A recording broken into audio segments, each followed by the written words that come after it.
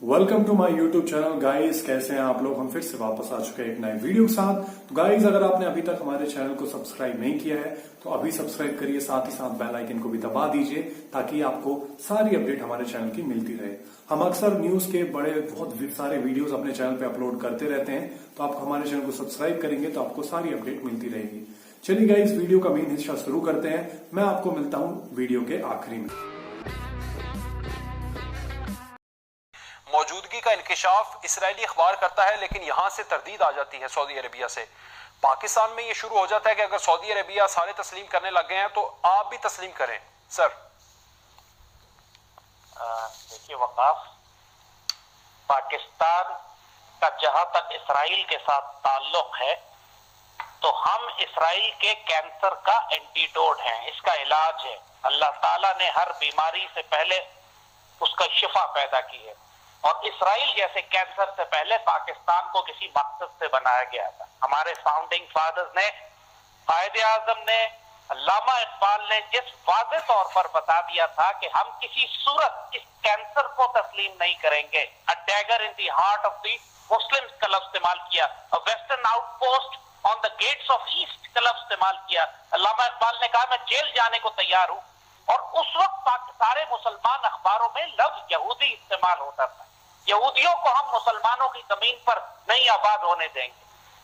तो आजकल जो अरब दुनिया है, ये तो सारे वो हैं जिनके बारे में इकबाल ने 100 साल पहले कह दिया था कि ये हाशमी बेच रहे हैं आबरूए दीन मुस्तफा। ये बेच चुके हैं सब कुछ। खाने काबा के ऊपर जिस तरह इन्होंने उस्मानी तुर्कों को शहीद करके लॉरेंस ऑफ अरेबिया के साथ मिलकर ब्रिटिश इंटेलिजेंस की हुकूमतें बनाई गई थी सारी मिडिल ईस्ट में, ये सारे के सारे हिस्टोरिकली ब्रिटिश इंटेलिजेंस के एजेंट थे हैं। और अब वक्त आ गया है, उस वक्त कमजोर थे लिहाजा इसराइल के खिलाफ बोलते थे।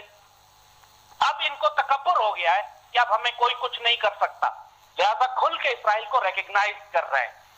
और इसराइल ने जो ग्रेटर मिडिल ईस्ट के अंदर एक्सपैंड करना है, जो ग्रेटर इसराइल बनाना है, उसके लिए जरूरी है कि मुसलमान मुल्कों में दाखिल हो।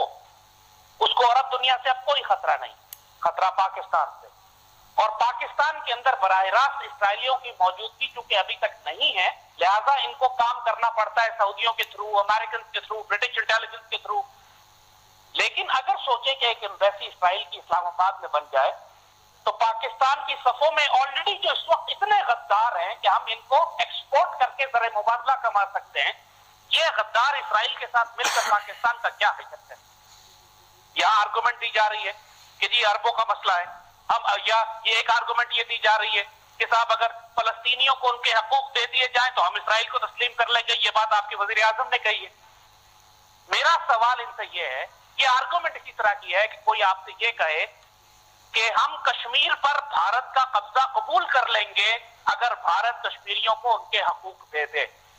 सर ये बेमानी हकूक को डिफाइन यही है ना कि उनकी टेरिटरी उनको जुमले का क्या मतलब जी, यानी इस जुमले का क्या मतलब है कि हम भारत का कश्मीर पर कब्जा तस्लीम कर लेंगे अगर कश्मीरियों को उनके हकूक मिल जाए।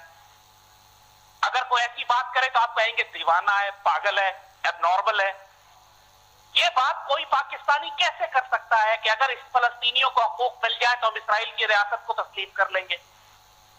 इसराइल की रियासत ही ना जाए, वो एक बताते खुद एक कब्जा है, मुसलमानों के कल्ब में खंजर है, ग्रेटर इसराइल। अब अगर आप इसराइल को तस्लीम कर लें, सपोज आपने कर ली तस्लीम, अब कल इसराइल मस्जिद अक्सा गिराकर वहां टेंपल ऑफ सोलोमन बनाता है, उस वक्त आप क्या करेंगे? आप कहेंगे हम दोबारा से तुमको गैर तस्लीम कर लेते हैं। इसराइल जब पूरी मुस्लिम दुनिया तबाह कर चुका है और पाकिस्तान पर 10 हमले कर चुका है पाकिस्तान को तबाह करने के लिए, तो और पिछले साल भी 27 फरवरी को इसराइली इंडियंस के साथ उड़कर आए थे आप पर हमला करने के लिए, और ये तूफान खड़ा हुआ था कि इसराइली पायलट था दूसरा जो हमने अभिनंदन के साथ पकड़ा। तो हमारा क्या मतलब है लोगों का ये कहने का कि हमें कोई प्रॉब्लम इसराइल से नहीं है, तो अरबों का मसला है, अरब तस्लीम कर ले तो हम भी तस्लीम कर लेते हैं। इसराइल हमें अपना सबसे बड़ा दुश्मन समझता है। वो बिच्छू हमारे गोद में आके बैठना चाहता है ताकि डंक मारने में उसको आसानी रहे। हम बिल्कुल ही बावले हो गए, इसको अरबों का मसला समझ रहे हैं। इसका ये मसला मस्जिद अक्सा का है, अरबों का नहीं। किबला अव्वल ये अरबों का नहीं, किबला अव्वल मुसलमानों का है। जब सुल्तान सलाहुद्दीन अय्यूबी ने बैतुल मक़दस शरीफ फतह किया, उससे पहले सैयदना उमर ने फतह किया, उस वक्त कौन सा इसराइल था वहां पर? उस वक्त कोई इसराइल नहीं था। मुसलमानों ने क्यों बैतुल मक़दस को फतह किया? हमने तो बैतुल मक़दस दोनों दफा ईसाइयों से फतह करवाया था। उस वक्त कोई इसराइल नहीं था। उस वक्त हमारी जज्बाती वाबस्तगी बैतुल मक़दस शरीफ से क्यों? इसलिए थी कि वहां पे इसराइल की नाजायज रियासत बन जाए तो हम उसे तस्लीम कर लेंगे। आपके अगर मक्का या मदीना के ऊपर अगर मस्जिद नबवी पे नाउजुबिल्लाह यहूदियों का कब्जा हो जाए तो क्या आप ये कहेंगे कि अगर मदीने वालों को हुकूक दे दिए जाएं तो हम मदीने पर यहूदी रियासत तस्लीम कर लेंगे? क्या आप ये कह सकते हैं? किस किस्म की बेशर्मी की बात करते हैं हमारे यहाँ। एक पूरी लॉबी पाकिस्तानी मीडिया में मौजूद है जो इस फौरन सांपों की तरफ फंकारना शुरू कर देते हैं कि इसराइल को तस्लीम कर लो। इन सबको रिकग्नाइज कर लीजिए। ये उसी तरह हमारी सफों के गद्दार हैं जैसे अल्ताफ हुसैन या तकज़ैया दूसरे सियासी गद्दार पाकिस्तान की सफों में मौजूद है। ये मीडिया के दहशतगर्द। कोई सवाल ये मैं मुशर्रफ के वक्त बताऊं, देखिए एक वाक़या बड़ा इंपॉर्टेंट है सुनाने का। जी। जनरल मुशर्रफ ने बहुत कोशिश की इसराइल रिकग्नाइज करने। वो तो फौजी डिक्टेटर थे, जो चाहते कर लेते। अमेरिका गए, यहूदियों की बहुत बड़ी कांग्रेस से खिताब भी किया। उस वक्त बिल्कुल तस्लीम करने जा रहे थे कि पाकिस्तान की तमाम इंटेलिजेंस एजेंसीज ने रिपोर्ट किया कि पाकिस्तान में बगावत हो जाएगी, प्रेसिडेंट मुशर्रफ को कत्ल कर दिया जाएगा, मुल्क के अंदर फौज में बगावत हो जाएगी। इतना सीरियस इंटेलिजेंस एनालिसिस आया था कि प्रेसिडेंट मुशर्रफ जैसा शख्स तस्लीम करते करते वापस आ गए कि हम मुल्क के अंदर बगावत अफोर्ड नहीं कर सकते, उनकी जान को खतरा हो जाए। आप सोचे क्यों? प्रेसिडेंट मुशर्रफ तो बिल्कुल कबूल करने चले गए। उनको रोकने वाला कौन था?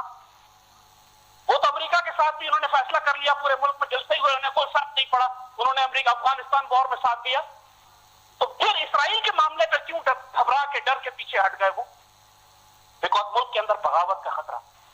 और यही बात पाकिस्तान के हुक्मरानों को ध्यान में रखना चाहिए।